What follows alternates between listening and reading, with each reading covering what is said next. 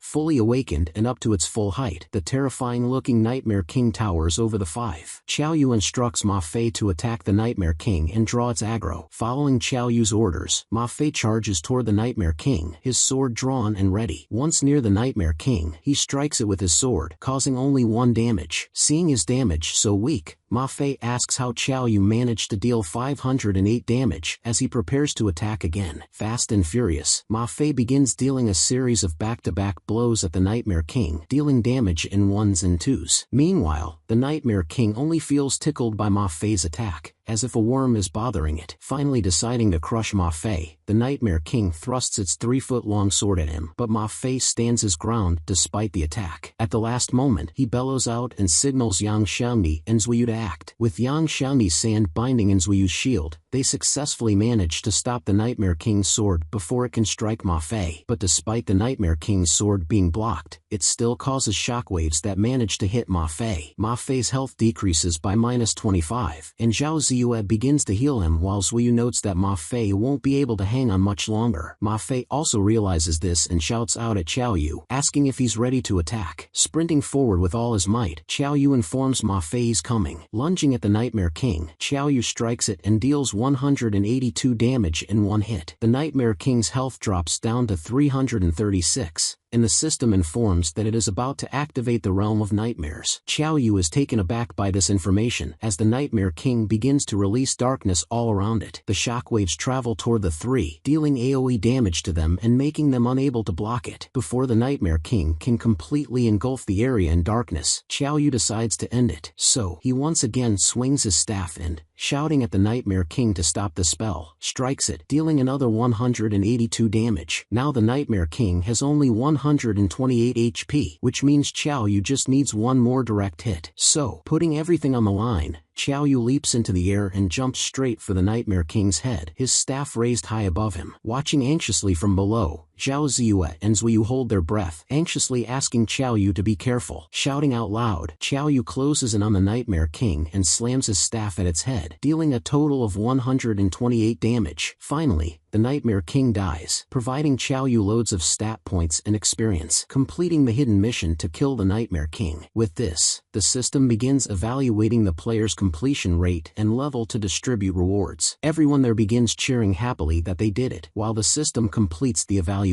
Zhao Ziyue receives a D rank rating and a D rank talent, while Zuyu receives a C rank rating and a similar D rank talent. As for Yang Xiaomi, he receives a C rank rating and a D rank talent, and Ma Fei also receives a C rank rating and a D rank talent. Meanwhile, Qiao Yu receives an A rank rating, 50 experience points, and a B rank skill book as a reward. Qiao Yu knows that he can't use the talent for now, but at least he still has the Nightmare King's soul and hopes it will drop some good stuff. But the soul ends up granting him a B rank sword. Seeing the sword, which he has no use for, Qiao Yu doesn't look happy, while Ma Fei, upon seeing the sword, looks stunned. So Qiao Yu throws the sword at Ma Fei, pointing out that he's the only one who uses a sword, so he should have it. Staring longingly at the sword, Ma Fei asks Qiao Yu if he even knows the value of this B rank sword and claims that by selling this, Qiao Yu could buy a house in the capital. But Qiao Yu says he doesn't care about a house and continues inspecting if the Nightmare King has any more useful loot for him. Finding nothing, he decides to give up and looks at his stats page, noting that while his strength is high, his HP is only 70, making him too vulnerable. But his talent's passive restriction doesn't allow for other stats to be increased, so he resolves to think of more ways to keep himself alive. With the hidden mission completed, the 5 of them start getting teleported back to the real world. A second later, they arrive back at their academy. The other students gathered in the hall notice the 5 of them and exclaim happily that they have returned. The principal comes running towards them, looking relieved they are safe and back, and claims they have been gone for 2 days, asking what happened. After Qiao Yu explains everything, the principal laughs and claims that's what he thought, telling them they can now enter any top university in the world. Qiao Yu's classmates also all look very proud that their class has managed to produce 5 geniuses. Meanwhile, Ma Fei seems a little envious seeing Qiao Yu take all the praise and looks forward to proving himself, using the sword Xiao Yu gave him. At that moment, a man comes running into the hall and informs the principal that people from Huaqing University and Jingdu University have arrived. The reason for their arrival, the man reveals, is for the 5 of them. Hearing this, the principal is a little surprised as he hadn't reported anything about the hidden mission but still feels pleased. Seconds later, 2 men, each from one of those top universities, walk into the hall. They happily shake hands with the principal, and the principal happily greets them. Teacher Peng notices Xiao Yu and the others, calling their success in passing Nightmare Village and the hidden mission extraordinary. He then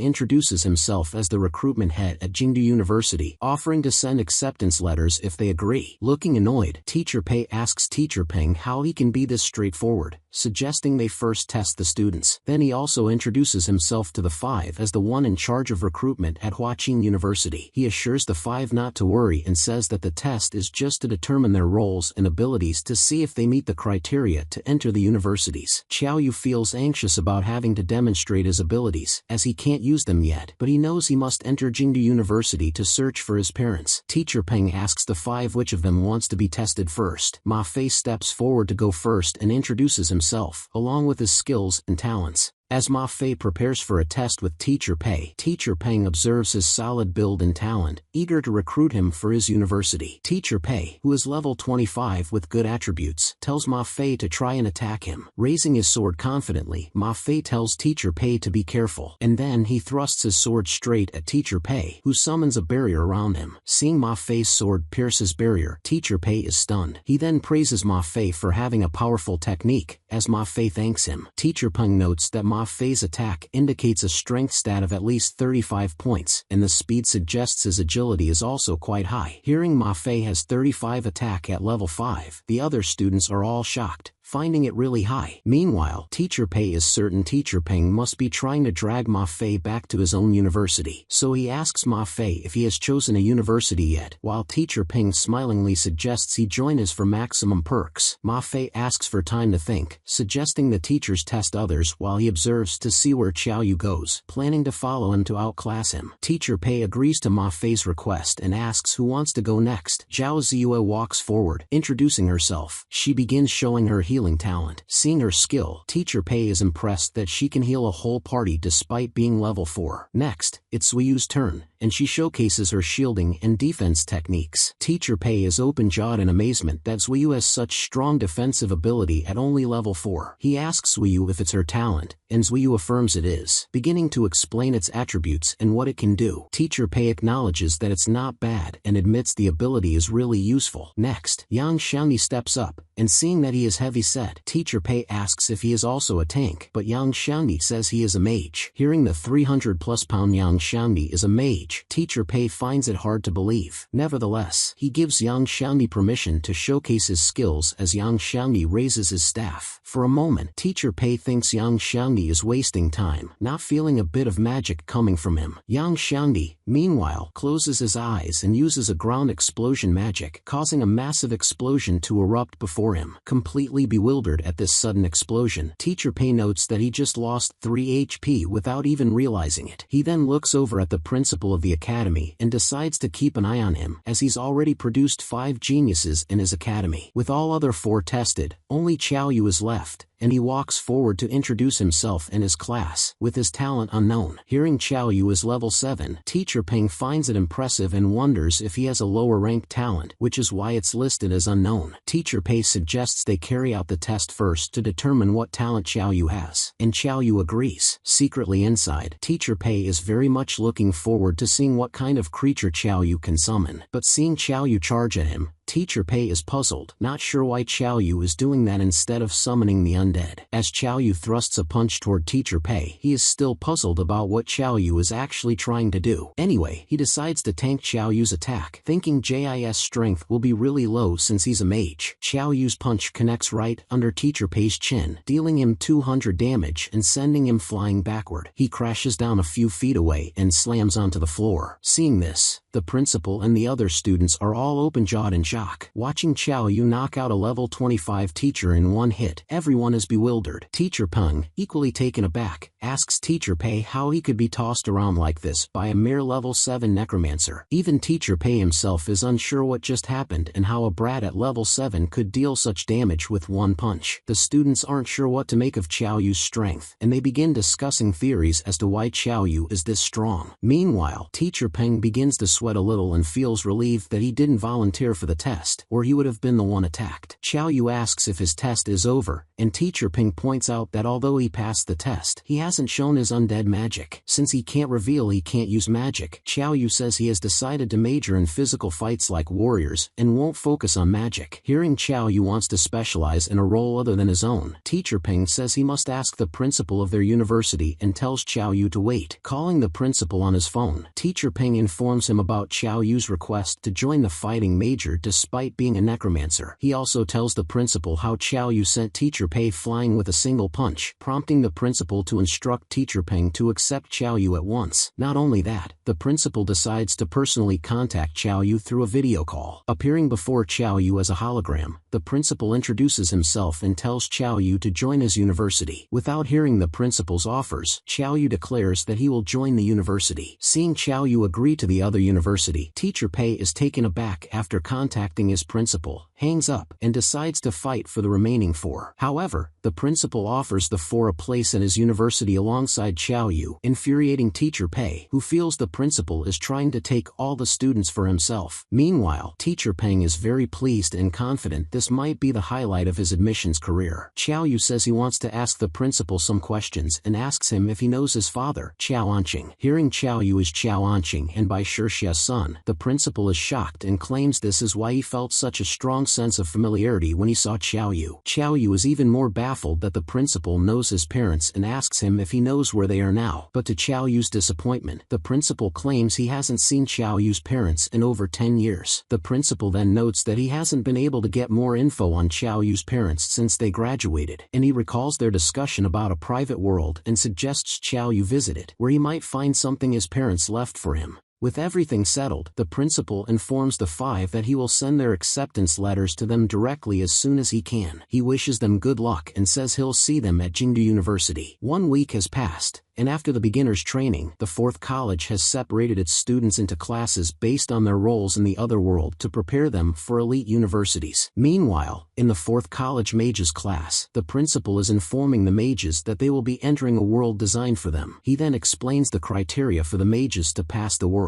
A few hours later, Qiao Yu and Yang Xiandi arrive at the portal, and Qiao Yu asks if they can really do this, just the 2 of them. Yang Xiandi jokingly asks Qiao Yu to carry him for now instead of their other friends, pointing out that he can always carry the others after they pass. Just then, Yang Xiandi notices Elaine standing by the portal and tells her they are going to the specialized mages world. Elaine welcomes them and begins retrieving the world for them. After a few seconds, she successfully retrieves a specialized world, the Cave of 10,000 Poisons. With their world ready, Qiao Yu starts walking toward the portal, but Yang Xiandi tells him to wait and listen to the instructions first. Qiao Yu is surprised to hear there are instructions, while Yang Xiandi asks how he didn't know and if he killed the skeletons in the Cave of Skeletons, making Qiao Yu realize he might have made a mistake. Elaine explains that an ancient, evil tribe in Qiandanan is vicious and skilled in using poisonous worms that can poison without detection, causing the infected to grow deathly sick as the worms reproduce in their bodies and consume their flesh until they die. She mentions that the objective is to find the evil tribe of legend and destroy all the poisonous worms, with the mission reward based on how the mission is completed. She also reminds them that the Cave of 10,000 Poisons requires 5 players to start, so the system will match them with other random players. After a few seconds, Qiao Yu and Yang Xiandi are teleported into the world, along with 3 other players, as informed by Elaine. A mean-looking dude among the 3 tells Qiao Yu and Yang Xiandi not to drag them down, while the girl among them tells the mean dude to be polite. The girl introduces herself as Fang Yuan, a fire mage, and the others as Fang Sun and Long Chang. Smiling back, Yang Xiandi introduces himself and Qiao Yu to the others. Ready to move forward, the 5 approach a door with 5 words inscribed on the wall, believing they are instructions to open it, but Long Chang arrogantly declares he will just break it down, and he shoots a powerful spell at the door, but it has no effect. Shocked by the lack of effect, Long Chang is taken aback as Fang Yuan points out that the door is immune to magic and suggests they look at the words. Xiao Yu stares at the door, noting that it's immune to magic, and seems to have an idea. Right then Fang Yuan shouts out that she has figured out the answer to the sentence. But before she can say anything, Xiao Yu punches the door with such force that he shatters it. Seeing this, both Fang Yuan and Long Chang are shocked, their jaws dropping in disbelief. The system notifies them that breaking the door open was the correct move as Yang Xiangdi runs toward Xiao Yu, shouting that what he did was impressive. Xiao Yu, puzzled himself, claims he was just trying to push the door open and didn't expect it to be so weak. After entering through the first door, they arrive at a flower field, and beyond it is another door. Walking forward, Xiao Yu warns everyone to be careful, but Yang Xiangdi notices his hand emitting dark smoke and becomes worried. Not just Yang Xiangdi, but everyone begins to emit the same dark smoke, realizing they have been poisoned. Panicking, Yang Xiangdi asks what they should do, and Xiao Yu suggests they keep moving forward to get out of the hall. Xiao Yu is worried that with his low HP, if it keeps dropping, he will die in half an hour. As they arrive before the next large door, they find more words inscribed on it. Fang Yuan and Long Chang give annoyed looks, cursing at the more strange words. Like before, Xiao Yu punches the door and shatters it. Clutching his fist, he says he doesn't care about figuring out answers. With the path clear, the five sprint outside. The three guys seem really taken aback by Xiao Yu's direct approach and lack of thought before action. The system congratulates the players for completing the first mission of finding the evil tribe of legend. At that moment, a little girl arrives, notices the five, and introduces herself as Xiao Dong, asking if they came from the outside. She notices they are poisoned and claims it's from the Bien flower. Turning around, Xiao Dong tells the five to follow her to the cave of 10,000 poisons to get treated before the poison kills them. Xiao Yu is surprised by the appearance of this little girl, while Fang Yuan says they have no choice but to follow her and get treated. After a few minutes, the five follow Xiao Dong to the tribe, where she calls out to her parents, saying she has brought guests. The mother asks who the strangers are, and Xiao Dong explains that they are outsiders who are poisoned, so she brought them for treatment. Hearing they are poisoned, the mother tells them to rest while she prepares the antidote. After some rest, the mother brings the five poisons soup, the antidote. The soup looks disgusting, made from insects and bones. Long Chang, revolted, tells Yang Xiangdi to drink the soup first, but Yang Xiangdi, equally repulsed, refuses. Meanwhile, with his HP almost halved, Xiao Yu drinks all the soup in one gulp. After finishing, Xiao Yu smiles, claiming it tastes great and that he is cured, suggesting the others drink up. Unlike Xiao Yu, the others feel sick and begin to throw up, while Xiao Yu asks Xiao Dong if she knows more about the cave of 10,000 poisons, but she shares little. The mother points out that the poison has been dealt with and tells the five to leave quickly as they don't like guests. Displeased, Xiao Dong asks her mother why she is chasing away their guests. She assures Xiao Yu they can stay as long as they like. Xiao Yu agrees to stay a little longer, noting that their bodies are still weak from the poison, while wondering why the mother is acting strange. Xiao Dong and her parents leave the house, closing the door behind them, and tell Xiao Yu and the others to rest for the night. Turning around, Xiao Dong grabs her parents' hands, suggesting they go somewhere. Xiao Dong excitedly exclaims that the full moon is tonight, saying something is about to start. Deep within the forest, in the middle of a large opening, a group of people are gathered, looking like they're performing a ritual. Under the blood-red full moon, a woman prays to the great insect swarm, offering fresh human to bless the cave of 10,000 souls. She raises her hand, letting blood trickle from her wounded finger into the well below. Suddenly, a massive swarm of insects begins emerging from the well in millions. Two humans who have been captured and tied down watch in horror as the insects begin flying at them. Just at this, within seconds, the millions of insects reduce those two people to just bones. Xiao Yu and his friends, who had sneaked here, notice the sacrifice in process and watch horrified. Xiao Yu suggests they should escape from here, pointing out that they can't deal with the poisonous insects and so many tribespeople. Unfortunately, a woman notices the five of them and calls them rats. She then orders a tough-looking man named Zhu Xia to follow after the five and capture them alive. Meanwhile, the five have retreated back to the house and are in panic, not sure what to do now. Fang Yuan notes that if the tribespeople find out their plan is to exterminate the insects, they will immediately be fed to them. Suddenly, Xiao Yu hears a loud noise from behind and cautions the others. To their horror, the five realize that the insects have trapped them from all sides and cut off their escape. Fan Yuan, being a fire mage, quickly uses a fire enchantment spell and summons roaring fire around her. Qiao Yu starts swinging his staff and killing the ants, but he realizes killing them won't get him any stat points. Yang Xiangdi uses his sand binding and ground explosion magic and causes the whole house to blow up. Seeing they are no longer trapped, Qiao Yu praises Yang Xiangdi for his combined skills, causing maximum damage to the surroundings. Right then, Zhu Xia, the bulky dude, arrives there, and seeing the five have killed some of the insects, he declares that they will now be fed to the insects. Raising his wand, Yang Xiangdi uses ground explosion magic right below Zhu Xia, dealing 11 damage to him. Now looking even more angry, Zhu Xia, who is level 10, scoffs, calling the five arrogant for attacking without talking. Seeing Zhu Xia's stats, a concerned Long Chang asks how they can even win against him, as he's basically like a boss. Getting himself on his guard, Qiao Yu wonders if this specialized world is different from others in some ways. And then he dashes toward Zhu Xia head-on to attack him, while Zhu Xia, not considering Qiao Yu a threat, stands his ground. Thrusting his fist forward, Qiao Yu punches Zhu Xia hard and sends him flying backward, dealing 121 damage. Taken aback seeing a mere human do him such damage, Zhu Xia becomes furious and enters an insect bite state, now bloodlust. Long Chang looks terrified as he sees Zhu Xia's stats have increased and his defense has multiplied several times. His eyes blazing, Zhu Xia claims that no one can deal damage to him now. Seeing Zhu Xia's confidence, Qiao Yu gives a look that says, "Are you sure?" And within seconds, Qiao Yu manages to beat the crap out of Zhu Xia and defeat him. While the three are once again shocked to witness Qiao Yu's strength, Qiao Yu demands Zhu Xia explain everything. With a swollen face, Zhu Xia explains the earlier ritual was the monthly insect sacrifice led by their matriarch on the full moon, paying homage to the insect queen mother in the ancient greenstone well. Yang Xiangdi points out that Xiao Dong's family likely helped them heal so they could become the next month's sacrifice. Qiao Yu asks Zhu Xia why Xiao Dong called the tribe the Cave of 10,000 Souls while others call it the Cave of 10,000 Poisons. Puzzled by this question, Zhu Xia asks who Qiao Yu means by Xiao Dong, and claims that the only one named Sun Dong is their matriarch. Qiao Yu thanks Zhu Xia for his cooperation, prompting Zhu Xia to ask if he can go now. But suddenly, Qiao Yu lunges at Zhu Xia and lands a powerful blow on him, eliminating him and receiving 50 experience and 10 stat points. He also levels up and gets an additional 5 free stat points, and moreover, gets awarded with an S-rank item. This S-rank item is a one-time use item that can negate one fatal blow, seeing which Qiao Yu looks very much pleased. With Zhu Xia dead, the team now fears that if the tribe discovers his death, every member will come after them. Qiao Yu argues that they can avoid facing the tribespeople by exterminating the insects and suggests blowing up the greenstone well. So, deciding to act before Sun Dong realizes what's happened, they begin marching toward the well to finish things quickly. After a while, they reach the greenstone well and luckily notice no one's there. Walking nearer to the well, Fan Yuan sees Xiao Dong's parents have been killed as well. Qiao Yu says they should focus on destroying the well while they still can. Yang Xiangdi, Fan Yuan, and Long Chang begin channeling their spells and combine them over the well to deal maximum damage. Suddenly, a loud explosion erupts inside the well, shaking the whole forest. As the dust settles, a massive hole appears right where the well was before. Yang Xiangdi exclaims that the explosion was powerful and asks why the system hasn't notified them if all the insects have been killed. At that moment, Sun Dong arrives there laughing. She is accompanied by another warrior named Quang Mang, as she points out that since the five are here, Zhu Xia must have died. Qiao Yu asks Sun Dong what he should call her, the matriarch or Xiao Dong. Sun Dong grins and asks Qiao Yu if he doesn't like her current form and asks if she should turn back into Xiao Dong, the little girl. And then she really transforms into the little girl that she was when she first met the five. She then claims that she wanted to spare just Qiao Yu, but now that he's killed so many insects, she has to sacrifice him as well. Qiao Yu asks Sun Dong why she killed her own parents. Sun Dong says she doesn't care and that her parents were just two useless pieces of trash. Hearing Sun Dong speak of her parents like that, Qiao Yu's anger flares. Sun Dong asks Qiao Yu if he is angry for her killing her parents and tells him not to be. With a smile, she points out that Qiao Yu will see them soon anyway. Suddenly, a swarm of thousands of large insects start emerging. Qiao Yu braces himself as the insects begin closing in around him from all sides. Seeing Qiao Yu in danger, Fan Yuan and the others get ready to help him, but before they can even use any spells, Quang Mang lunges and slams his weapon on the ground, sending them flying. The level 10, Jiang Mang, warns the four not to interrupt Qiao Yu's and Sun Dong's fight. Meanwhile, Qiao Yu is engaged in a fierce battle with the thousands of insects, receiving constant damage. Realizing this is a suicide mission as his HP rapidly dwindles, Qiao Yu curses in desperation and wonders if he should use the active talent of heart now. But he thinks it's not worth it as he can still revive once because of Sage's protection, so he decides to fight head-on. So he sprints straight at Sun Dong, who is hidden behind a shield of insects, mocking him, thinking she is safe. However, her eyes widen in shock as Qiao Yu easily disrupts the insect's shield and dashes past her, injuring her. With her wound beginning to heal, Sun Dong activates another skill and looks pissed at Qiao Yu resisting. Meanwhile, Qiao Yu is a little puzzled why Sun Dong, being a rare NPC, has stats lower than Zhu Xie's. Sun Dong raises her agility to 80. Qiao Yu becomes cautious as Sun Dong charges at him, shouting for him to die. Now she is too fast, and she manages to strike Qiao Yu right in his chest. Struck by the attack, Qiao Yu vomits and his HP reduces to 9. Lifting Qiao Yu off his feet, Sun Dong says she will skin him once he is dead and keep it as a souvenir. Seeing Qiao Yu injured and defeated, Yang Xiangni shouts out in worry for him. The moment he is distracted, Jiang Mang slams his weapon on the ground, and the shockwave pushes the three backwards. With a warning, he reminds the three that he told them to keep fighting him and asks how dare they get distracted. Yang Xiangni uses the sand binding skill, causing sand to appear around Jiang Mang. Swinging his weapon around to push away the sand, Jiang Mang mocks Yang Xiangni, saying his attacks are just tickling him. But suddenly, he notices the sand turning red and more violent. Right then, Yang Xiangni uses ground explosion magic, causing a massive explosion to erupt right where Jiang Mang was standing moments before. Yang Xiangni's body enters fat-burning state, and within seconds, he gets slimmer. He then dashes forward to Qiao Yu, shouting that he will save him, while Qiao Yu, noting Yang Xiangni's changed body, asks what happened. Yang Xiangni explains that the moment he got anxious, all his fat burned away, leaving him with almost 300 spirit. Hearing Yang Xiangni has so much spirit, Qiao Yu notes that it's almost as much as some mid-tier mages. He shouts for Yang Xiangni to use ground explosion magic beneath him and Sun Dong as he lunges forward, grabbing her to prevent her escape. Yang Xiangni asks Qiao Yu what he is saying, pointing out that he will die. Qiao Yu assures Yang Xiangni not to worry about him and do as asked. Despite his concerns, Yang Xiangni listens to Qiao Yu and uses ground explosion magic. Looking terrified, Sun Dong tells Qiao Yu to let her go, but Qiao Yu, with a smirk, notes that it's too late. Right then, a powerful explosion erupts from the ground right below the two of them. Yang Xiangni and Fan Yuan watch with concern for Qiao Yu. The system activates the S-rank equipment, Sage's protection, negating damage to Qiao Yu, and rewards him with the A-rank passive talent, Strong Contract, increasing his strength by 1 for every 50 HP and his HP by 10 points for each strength point. Receiving such a talent, Qiao Yu gives a triumphant look as he realizes he now has 166 strength and, with 1660 more HP, a total of 1800 HP. Rushing towards Qiao Yu, Yang Xiangni asks how he is alive despite the explosion, and Qiao Yu says he has ways to revive even after he dies. Yang Xiangni asks if Sun Dong dropped anything useful, and Qiao Yu says he didn't get any notification, so she must still be alive. The two of them turn sideways and notice, among the dust, Sun Dong still alive and pissed. With an evil smile, she says she will now show her true form. She begins to transform, and her lower body becomes that of an insect, and her upper body remains human. Qiao Yu notes that Sun Dong is now super strong and tells Yang Xiangni to cast ground explosion magic again, but Yang Xiangni replies that he only has 48 spirit and can't. Right then, the system issues a warning that Sun Dong has been strengthened by an unknown power and instructs the players to leave this world immediately. Seeing such a warning, Qiao Yu doesn't want to leave, but Yang Xiangni, looking worried, suggests they shouldn't risk it and should escape while they still can. The system issues another message that if players leave the world now, they can restart and enter it again. But still, Qiao Yu decides to stay back and no matter what, defeat Sun Dong and pass this custom world. Grinning, Sun Dong says she will skin Qiao Yu alive. Charging at Sun Dong, Qiao Yu attempts to punch her, but she blocks with her fist, and both take damage. The two begin sparring, exchanging multiple attacks and dealing damage to each other repeatedly. Seeing Qiao Yu, a level 8, survive such damage while dealing more to her, Sun Dong is baffled and unable to understand. This makes her Sun Dong realizes something and asks Qiao Yu if Bai Zhe sent them. Qiao Yu continues charging at Sun Dong, saying he doesn't care who Bai Zhe is. He strikes her with his staff, dealing 213 damage. Meanwhile, upon learning Qiao Yu's surname, Sun Dong gets a realization, as if she knows his parents. The system notifies Qiao Yu that he has successfully defeated Sun Dong, awarding him 75 experience points and a level up. With Sun Dong's defeat, the Cave of 10,000 Poisons anomaly is resolved, and the system congratulates the 5 players for completing their mission. The system then evaluates the players' ranks, awarding Wang Chang an F rank, Fang Sun an E rank, Fang Yuan an E rank, and Yang Xiandi an A rank. Meanwhile, Qiao Yu receives an S rank, and the rewards are distributed based on their ratings, with Qiao Yu leveling up to 10. Afterward, Qiao Yu opens the Soul Core and is rewarded with a breastplate, which boosts the player's HP by 800. Along with the breastplate, Qiao Yu also obtains a peculiar Rubik's Cube. The cube immediately recognizes Qiao Yu and bonds with him, granting him the ability to assess the skills of humans within 10 levels of his own. The cube then activates on its own, instantly locking one unknown ability. At that moment, Elaine teleports in and congratulates the 5 players for completing the Cave of 10,000 Poisons. As an additional reward, she announces that their spirit will be increased by 20%. Hearing this, Yang Xiangyi shouts in excitement, while Qiao Yu, who has 0 spirit, doesn't seem pleased. Fang Yuan expresses her gratitude to Qiao Yu for saving and carrying them through the mission, but Qiao Yu simply assures her that it was fine. Before leaving, Fang Yuan asks Qiao Yu which university he plans to apply to, and upon hearing he secured a spot in Jingdu, she says she will get in too. The next day, in the 4th college's canteen, Ma Fei is left astonished after hearing that Qiao Yu has already reached level 10. He struggles to understand how Qiao Yu,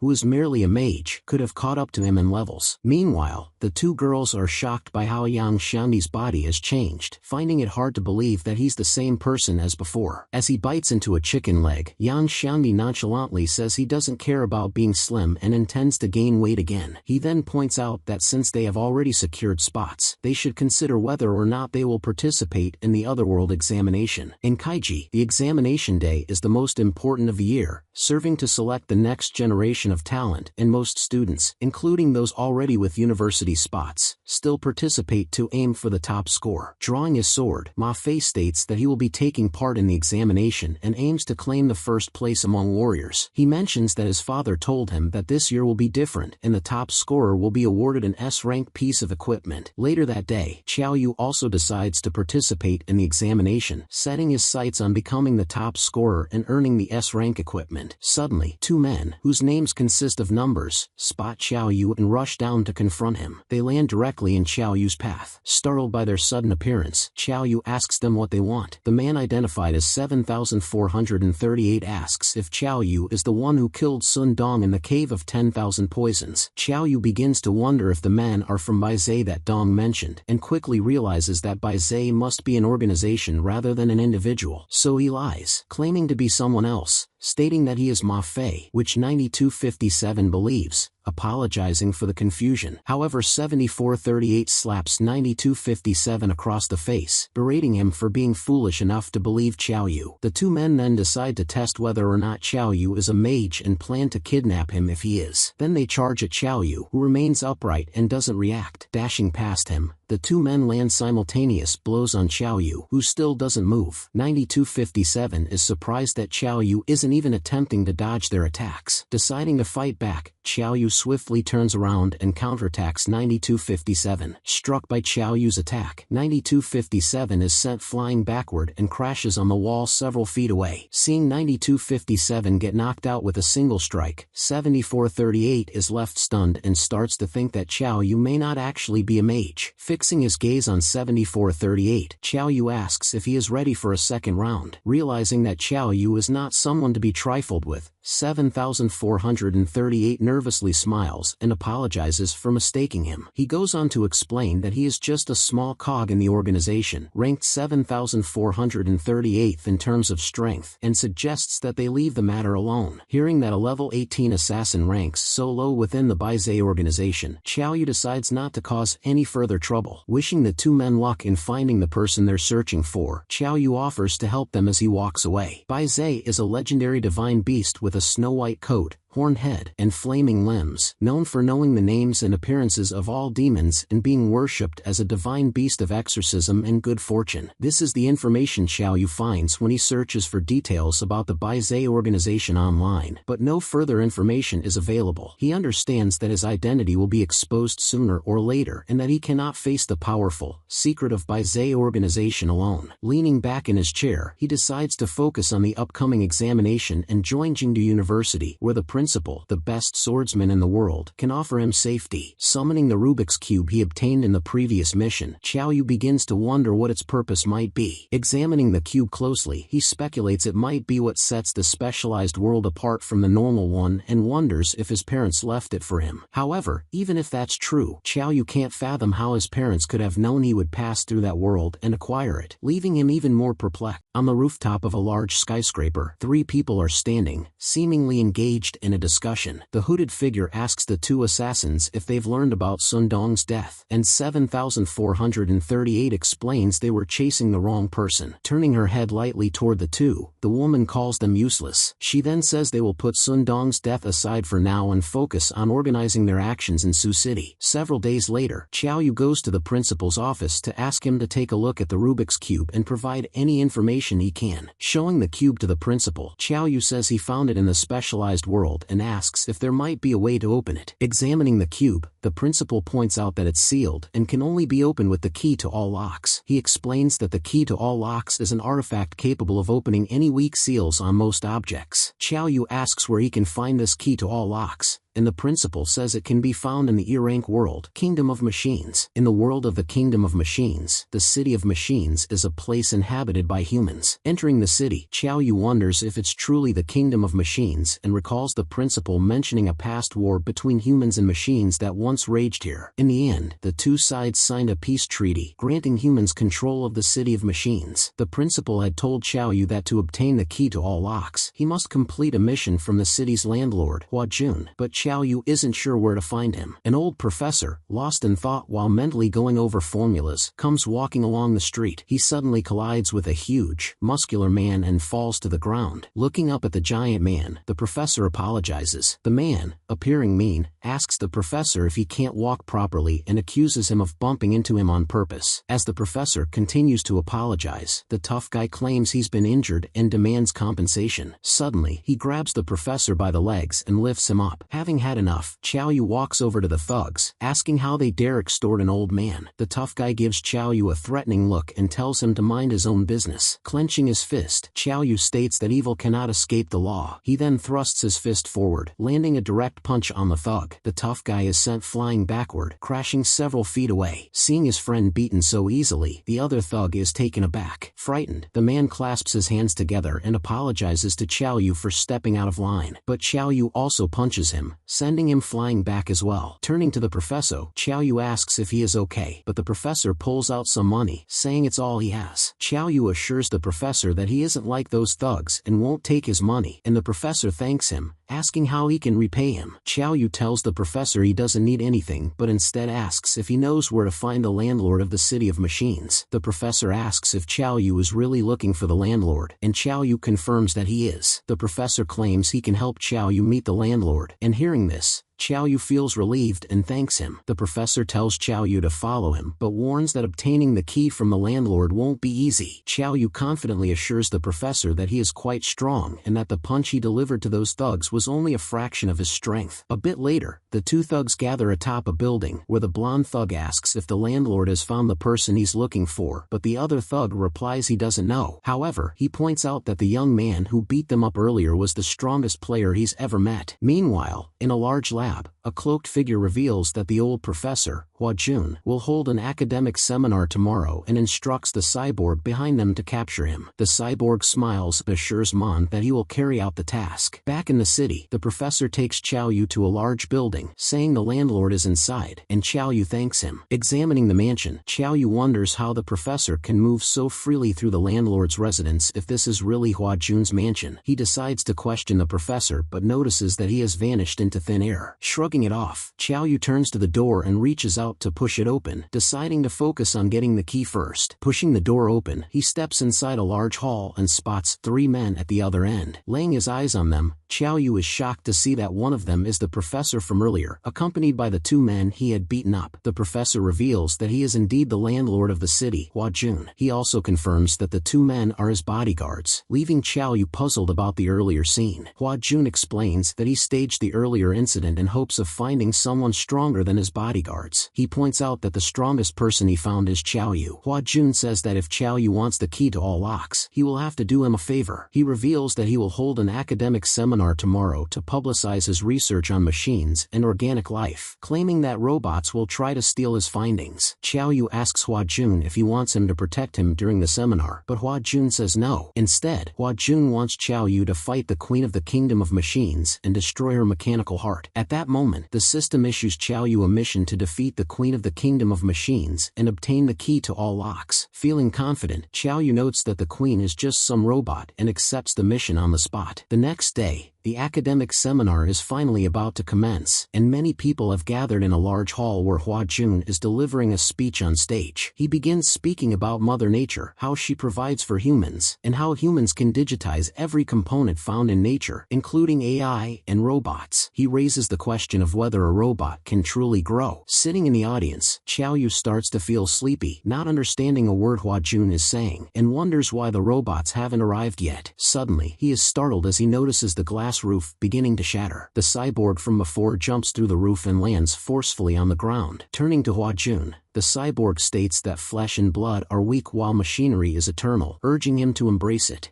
Seeing the cyborg arrive suddenly, the security personnel become alert as the 2 bodyguards and Qiao Yu jump down from their seats in front of Hua Jun. The blonde bodyguard tells the cyborg that this isn't a place for the likes of him. Following a dazzling bright light, the cyborg appears right before the blonde bodyguard and punches him right in the gut. Seeing the cyborg make its first move, all the police begin to advance at him from all sides. But the cyborg is too strong for them all, as he easily begins beating them up while laughing menacingly. Meanwhile, Qiao Yu, watching from the side, remarks that the sight is very disrespectful. Hua Jun stops Qiao Yu from joining the fight and says he will go to the Kingdom of Machines this time, as the cyborg is here for him. He reminds Qiao Yu that he has bet everything on him, to which Qiao replies that he knows. Sending the other bodyguard crashing to the ground, the cyborg shrieks that this is the power of the machine, the strongest physique. At that moment, another Mon descends through the roof, calling out for Hua Jun. Mon then orders Hua Jun to go with him. Hua Jun agrees to go with Mon willingly. Summoning large chains from his body, Mon hurls them at Hua Jun, binding him and stating that if Hua Jun had been obedient earlier, things would have been easier. The cyborg, who is still beating up people, tells Mon to take the old man, adding that he will stay and play for a bit. As Mon flies away with Hua Jun, Qiao Yu turns to the remaining cyborg and calls out to him. Grinning, Qiao Yu asks the cyborg if he is the one who was just bragging about having the strongest physique. The cyborg steps in front of Qiao Yu and begins boasting about how awesome machines are, while Qiao Yu, clenching his fist, says he will attack now. Smiling wide, the cyborg asks Qiao Yu if he doesn't want to join the glorious machine evolution and have a perfect body. But before he can say anything else, Qiao Yu lands a powerful blow on him. The cyborg is completely taken aback as a large hole appears near his stomach, and Qiao Yu says he doesn't need any skills. Seeing the attack do so much damage to him, the cyborg exclaims that it's impossible for a mere human to punch him like that. He asks Qiao Yu how he landed such a powerful blow, and Qiao Yu replies that he simply raised his hand and punched. Bewildered, the cyborg asks how a mortal can have a stronger physique than a machine, and Qiao Yu claims he possesses the ancient holy physique of the human race. He then pushes the cyborg to the ground, planting his leg on him back. He then begins kicking the cyborg hard and tells him to take him to the kingdom of machines if he doesn't want to get destroyed. A few seconds later, the cyborg soars into the air using his jetpack, while Qiao Yu stands on top of him. Qiao Yu notes that Hua Jun allowed himself to be captured so that Qiao Yu could reach the kingdom of machines and destroy the mechanical heart. Meanwhile, the cyborg has a concerned look on his face regarding Qiao Yu's strength and makes a mental note to report this to Mond. Back at the kingdom of machines, Mond has brought Hua Jun to his lab. He sincerely apologizes to Hua Jun for inviting him here in such a rude manner. With a stubborn tone, Hua Jun declares that even if he dies, he won't betray the human race and join the robots. Mond requests Hua Jun not to be so stubborn and tells him to have a look first. Saying this, she shows Hua Jun the mechanical heart. The mechanical heart huge and looks intimidating. Mond explains that the heart is bioengineered, combining human spirit and the power of machines, making it more than just a robot. He calls it ascension, pointing out that flesh is weak while machines are elevated, and invites Hua Jun to join their evolution. Hua Jun accuses Mond of being a traitor for joining the robots despite being human. Mond scoffs at his accusation, then tells Hua Jun to take another look at the mechanical heart, as some men are thrown down towards it. The heart releases half a dozen tentacles that begin attacking the men, while they cry out for help. As they continue to fall, the tentacles continue attacking them, causing them grave injuries. The heart then sucks the men inside to a pulp. Meanwhile, at this moment, Qiao Yu arrives outside and appears to have destroyed the cyborg he rode, which now lies on the floor. A number of robots begin to walk out, issuing a warning as they detect Qiao Yu as an intruder. Swiftly, Qiao Yu springs into action, destroying the robots while gaining experience. He is pleased, having not expected that destroying robots would grant him free stat points and experience. Within a minute, he manages to destroy all the robots around him. Back inside the lab, seeing the people brutally murdered, Hua Jun calls Mond a monster. Mond tells Hua Jun that his anger won't solve anything. He explains that the project is called Marta, and although it's a failure, their original plan was to let the robots grow organically. He claims they accidentally created a life-devouring monster, which keeps getting bigger and devouring more and more people. For this reason, Mond says they wanted Hua Jun to help them solve Marta's problem. Realizing he can't keep up the act any longer, Hua Jun prays that Qiao Yu will act now. At that moment, a cyborg rushes in and informs Mond that a human with an ancient holy physique has infiltrated. Turning to the cyborg, Lady Mond asks if this is the same person the previous cyborg mentioned earlier. Right then, an axe comes crashing through the nearby wall, landing with a clatter on the ground. From the hole in the wall, Qiao Yu peers in, announcing that he's here. Seeing Qiao Yu finally arrive, Hua Jun feels completely relieved. Mond curiously asks Qiao Yu if he is the human with the ancient physique that the previous cyborg mentioned. He then warmly welcomes Qiao Yu to the kingdom of machines, eyeing him carefully. He adds that the cyborg was one of his strongest warriors, and hadn't expected him to be defeated so easily. Qiao Yu calmly asks Mond if he intends to avenge his cyborg or not. Two cyborgs suddenly charge at Qiao Yu, their fists raised and ready to strike. Grinning widely, Qiao Yu becomes excited at the opportunity to farm these cyborgs for free stats. He swiftly punches one in the gut and strikes the other on its head, easily defeating them both and gaining stat points and experience. Seeing Qiao Yu handle the cyborgs with such ease, Mond is astonished that his body is stronger than even those modified by the Queen. Moreover, Mond hopes to convince Qiao Yu to join his side and be reborn as an unstoppable monster. He believes that Qiao Yu would undoubtedly become the strongest warrior in the world in cyborg form. Rushing over to Hua Jun, Qiao Yu asks if he's alright, to which Hua Jun replies that he is fine. Hua Jun then points towards the mechanical heart, Marta, and tells Qiao Yu to look at it. He also informs Qiao Yu that humans are being fed into Marta, their lives sacrificed for the machine. Disgusted by what he sees, Qiao Yu declares that even if Hua Jun hadn't commissioned him, he would have destroyed the heart regardless. Meanwhile, Mond continues watching Qiao Yu intently, determined to win him over at any cost. He kindly addresses Qiao Yu, urging him to abandon his weak human body and join the glorious evolution. However, Qiao Yu remains silent as he walks forward, leaving Mond puzzled by his actions. Jumping onto a nearby table, Qiao Yu takes a powerful leap and lands inside the chamber where the mechanical heart resides. Seeing Qiao Yu attempting to destroy the heart, Mond begins to panic and screams for him to stop. But Qiao Yu, ignoring her cries, continues to deliver powerful punches to the mechanical heart. Mond frantically sprints towards Qiao Yu, still shouting at him to stop immediately.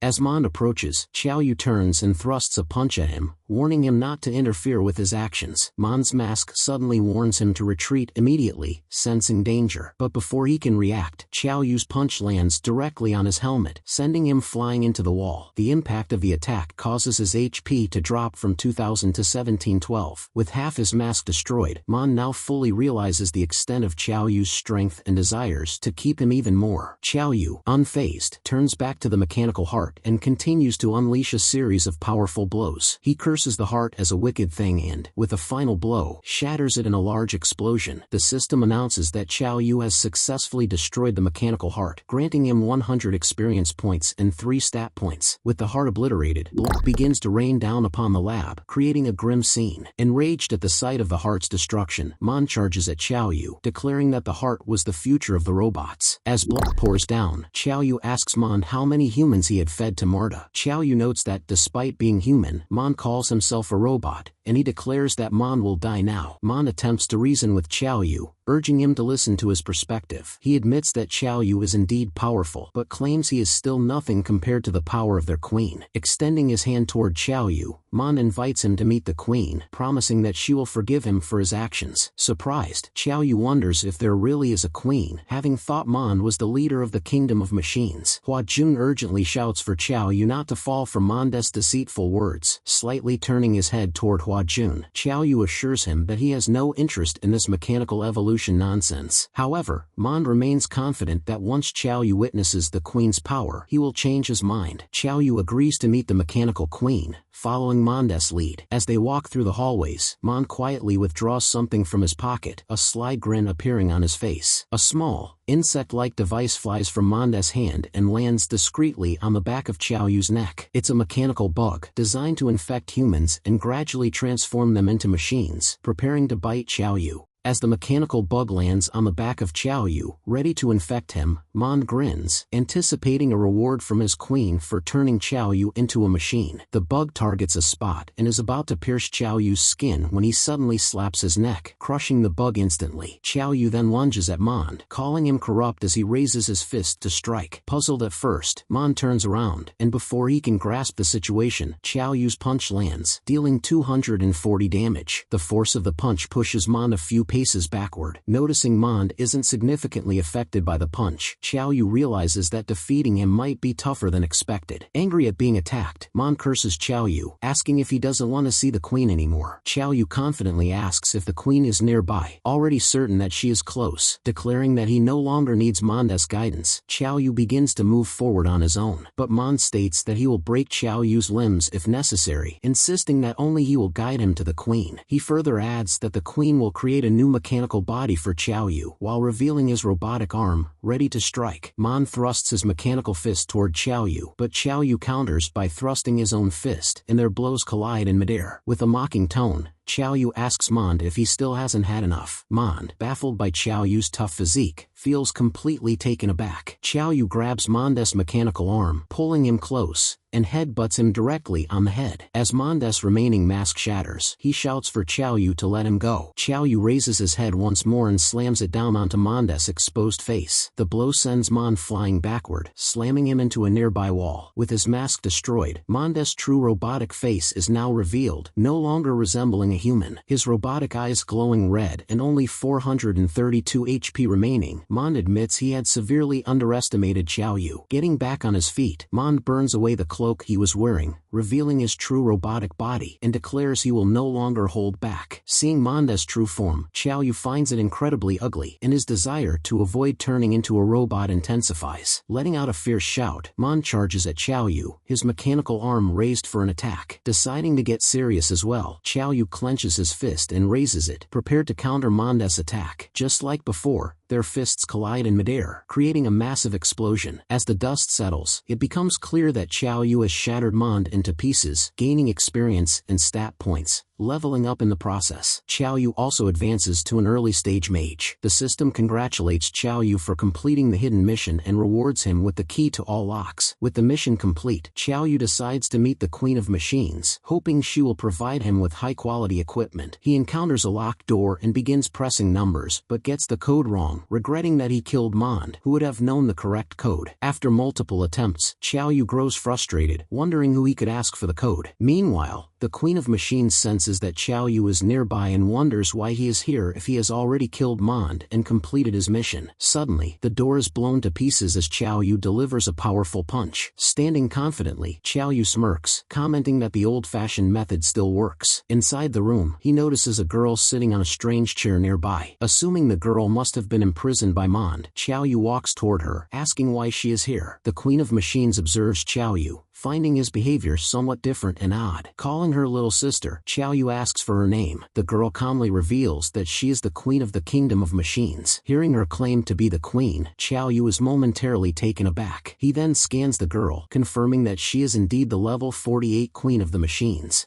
Seeing that the Queen of Machines has 100,000 HP, Qiao Yu is utterly bewildered. For the first time, a worried look appears on his face as he realizes the Queen might be far too strong for him. Realizing he can't win, Qiao Yu turns around to leave, claiming he took a wrong turn and arrived here by accident. However, the Queen, with no intention of letting Qiao Yu leave, sends half a dozen tentacle-like appendages toward him. The tentacles wrap themselves around Qiao Yu, startling him in the process. Raising her arm, the Queen effortlessly pulls Qiao Yu toward her. Qiao Yu tries to move but finds himself unable to as the Queen assures him that she won't hurt him. Placing her hand near Qiao Yu's forehead, she begins retrieving his memories. Mesmerized by the beautiful memories of the real outside world, the Queen realizes that she was right all along. The world she inhabits isn't real. She notes that this current world is merely a virtual one like countless others, and every day, it resets, returning to how it was at the beginning. However, the Queen claims to have found a bug in this world, asserting that as long as she remains in this room, she can escape the world's resetting. She also observes that after countless resets, Qiao Yu is the only one who has appeared before her. As the tentacles release him, Qiao Yu asks the Queen if she saw through his memories, but the Queen corrects him, saying she exchanged memories with him. Now understanding why the Queen possesses such high levels and broken stats, Qiao Yu asks her if she wants to leave this world, to which she affirms. Qiao Yu tells the Queen that she should kill him, pointing out that he is just a level 11 nobody and cannot go against the rules of this world. Lifting her hand, the Queen states that going against the rules isn't necessary, then plunges her hand inside her heart. Startled by this, Qiao Yu asks her what she is doing. The Queen pulls out her heart, claiming they can use the rules of the other world that Qiao Yu spoke of. The heart is an S-rank item, a mechanical creation that is alive. Throwing the heart to Qiao Yu, the Queen instructs him to take it to the outside world with him, mentioning that she will be able to grow out of it. She explains that once the heart grows, she will have a clone to experience the outside world, and Qiao Yu asks if she isn't worried he might betray her. The Queen responds that she didn't find a single instance of Qiao Yu breaking a promise in his memories and expresses her desire to see what the outside world is like. Hearing all this, Qiao Yu finds it puzzling that an NPC has gained consciousness and wants to escape. The Queen asks Qiao Yu if he has made his decision, and Qiao Yu shrugs, saying it's not like he has any other choice. Giving a smile, the Queen thanks Qiao Yu and permits him to leave. Just then, the system pops up, congratulating Qiao Yu on passing this world and awarding him an A rating. Based on his rating, he receives experience and stat points, along with a few other items. One of the items is a pair of knuckle dusters that increase critical hit rate, which Qiao Yu finds particularly useful. He then gets teleported back to the principal's office. However, upon arrival, he notices that the principal isn't there. Whatever the reason, he decides to use the key and open the Rubik's Cube. He inserts the key into the keyhole, and instantly, the cube snaps open, releasing a bright, blinding light. From inside the cube, a weapon, the green dragon crescent blade, pops out. Puzzled by the weapon, Qiao Yu wonders if this is what his parents left him and notes that the weapon has no attributes. Grabbing the weapon, he feels an aura radiating from it, questioning whether it will be useful since he is a mage. At that moment, the principal enters the room and notices Qiao Yu, who informs him that he opened the Rubik's Cube. Looking hurried, the principal shouts that the cube isn't important and urges Qiao Yu to hurry or he will miss the examination. Hearing that the examination has already started, Qiao Yu curses himself for being late. Meanwhile, all the participants have already gathered in the examination hall. 3 students from the first college ask the examiner if they can start now, but Yang Shandi tells the examiner to hold on, pointing out that someone is still missing. The students from the first college ask Yang Shandi if he is from the 4th college and begin roasting him, calling him good for nothing. Angered by such insults, Yang Xiandi angrily asks the arrogant guy to repeat what he said. The arrogant guy claims that the first college has always had the highest selection rate in the examination, unlike the fourth college. He asserts that this year won't be any different and that the top scorer will still be from the first college. The dude with a hat notes that if the remaining student hasn't shown up yet, he must be too scared to come, and they all laugh. Angry at the first college students for insulting Qiao Yu, Yang Xiandi boldly claims Qiao Yu can take all three down with a single punch. The blue-haired guy snorts at Yang Xiandi for boasting about a single punch and challenges him to prove it. Sui Yu, looking concerned, wonders why Qiao Yu hasn't arrived yet with the exam about to start. Swinging his sword, Ma Fei tells the students from first college that he will end their winning streak. Despite his confidence, Ma Fei is also worried about Qiao Yu's absence. Meanwhile, Qiao Yu is running at full speed toward the examination hall. The examiner asks if all fourth college students have arrived, and the teacher requests a bit more time. The teacher hopes that Qiao Yu will arrive soon, or else he'll miss the exam. At that moment, Qiao Yu rushes in, announcing his arrival, and his friends look pleased to see him. Walking into the hall like a boss, Qiao Yu remarks that everyone's father has returned. The students from first college claim that they've never had to wait this long for anyone before. Sui Yu confronts them, pointing out that Qiao Yu isn't late and asking why they're in such a rush. The blue-haired guy replies that they're in a hurry to defeat everyone and take first place in the exam. Qiao Yu asks Yang Xiandi who these overconfident bastards are, and Yang Xiandi tells him they're from first college. Hearing Qiao Yu insult them, the three students look pissed, and the blue-haired guy declares he'll beat up Qiao Yu in the arena. Qiao Yu shoots back at the blue-haired guy, declaring that first place is already reserved in his name, Qiao Yu. Now angrier, the blue-haired guy's face turns blue as he warns Qiao Yu that he's asking for trouble. Just then, a serious-looking guy walks up behind the blue-haired one, causing him to fall silent, fear flashing in his eyes. The serious guy points out that their goal is only first place, not causing trouble, and the blue-haired guy apologizes, his voice trembling. Watching those guys suddenly back down without starting a fight, Qiao Yu and his friends are puzzled. As everyone gathers, the examiner announces that it's time for the exam to begin. Introducing himself as Jin Tong, the main examiner, he begins explaining the rules of the exam. The exam is point-based, with students earning 2 points for a win, losing 1 for a loss, gaining extra points for consecutive wins, and only the top 10 will battle for first place. After explaining the rules, Jin Tong asks if the students understand, and they all affirm that they do. With that settled, Jin Tong declares that the 3080th Sioux City examination has officially begun. The parents of the students, who have come to watch, start shouting encouragement from the stands. As Qiao Yu heads to the mage's arena, he recalls the exam rules, noting that the lowest health is capped at 1 HP, ensuring no deaths, so he doesn't need to hold back. A man asks Long Xiang, last year's first-place fighter, who he thinks will take first place this time. Long Xiang confidently replies that the top student will definitely be from first college. Round 1 is about to begin, with Long Mietian from first college facing Qiao Yu from fourth college. Qiao Yu recognizes Long Mietian as the same guy from earlier, and Long Mietian grins at him, saying he didn't expect to meet him in the first round. Qiao Yu remarks that Long Mietian's name has a certain ring to it, doesn't he think? He then deliberately says the name slowly, Long Mietian, emphasizing each word clearly. This makes Long Mietian furious, and he snarls at Qiao Yu not to disgrace his name like that. The examiner asks if both fighters are ready, and they confirm that they are. Before the fight begins, the examiner tells them to introduce themselves first. Neither Long Mietian nor Qiao Yu are thrilled about having to be polite before a fight. Despite this, Long Mietian, looking unbothered, introduces himself as a level 9 mage. In return, Qiao Yu introduces himself as a level 11, early stage necromancer. Hearing that Qiao Yu is at the early stage, a wave of fear hits Long Mietian. Even the examiner is surprised that Qiao Yu reached the early stage so quickly and considers him a contender for first place. After both introductions, the examiner permits them to start the match. Long Mietian immediately takes an defensive stance, confident that even though Qiao Yu is at the early stage, he can still win. Thunder and lightning crackle around Long Mietian, forming a barrier around him. Qiao Yu stays silent, staring at Long Mietian.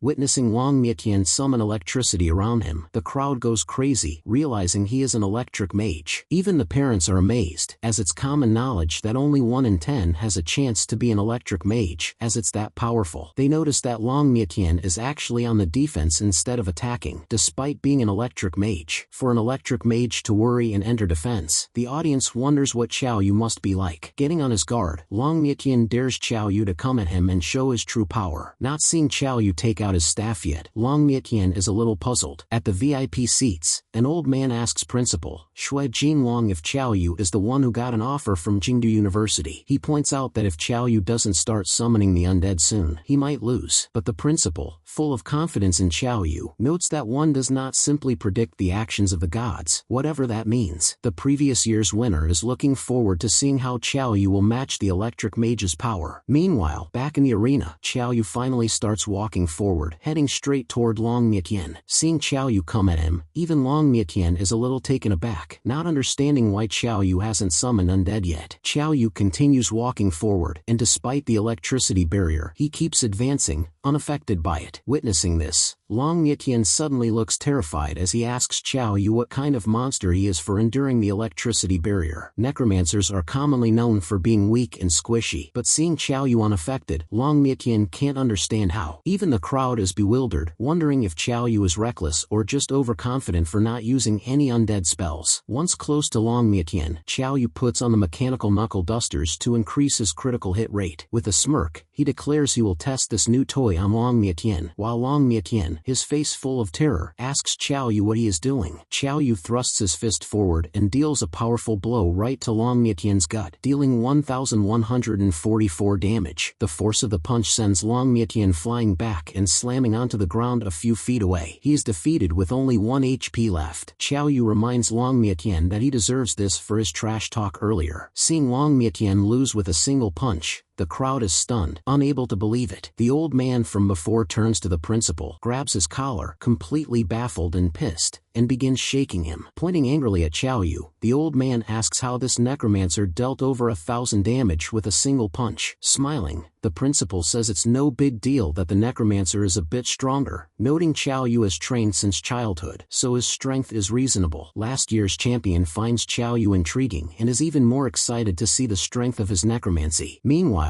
Long Mietian's friend goes running toward Gusu. With a worried tone, the dude informs Gusu that Long Mietian has been defeated with a single punch. Gusu sighs and says he knows that Qiao Yu is pretty strong. Then he declares that no matter what, the winner must be from the first college this time too. Back in the arena, the audience is still surprised, witnessing Qiao Yu's strength and his resistance to the electricity. Qiao Yu is facing the crowd, smiling at them, and thanks them for their support. Right then, the main examiner tells Qiao Yu to follow them for an important talk, prompting Qiao Yu to ask why. The examiner claims that Qiao Yu's earlier actions were so unexpected that he's been accused of cheating, so he has to be tested. Hearing this, Qiao Yu gets angry and asks if they want to test him because he performed too well, asking which law demands this. The examiner notes that if Qiao Yu didn't cheat, then he should explain how he did that much damage, and Qiao Yu replies that he is naturally strong. Not wanting to argue, the examiner gestures for 2 men to take Qiao Yu away. Seeing Qiao Yu about to be forcefully taken by the authorities, the audience wonders if Qiao Yu might have actually cheated. The old man, now looking pleased, asks the principal if Qiao Yu could have been cheating, but the principal laughs and says they should wait and see. Ma Fei, who had always been envious of Qiao Yu, also begins to wonder if Qiao Yu was cheating back in Nightmare Village. The 2 students from the first college look hopeful that Qiao Yu will be eliminated for cheating. Yang Shandi turns to those 2 and says they will be crying when Qiao Yu returns with a clean record. The blonde dude laughs again and tells Yang Shandi to pray that Qiao Yu even comes back first. Meanwhile, Qiao Yu has been taken to some kind of anti-cheating device as the examiner tells him to pass this test to prove his innocence. Smirking, Qiao Yu steps onto the device, saying that people always doubt a genius.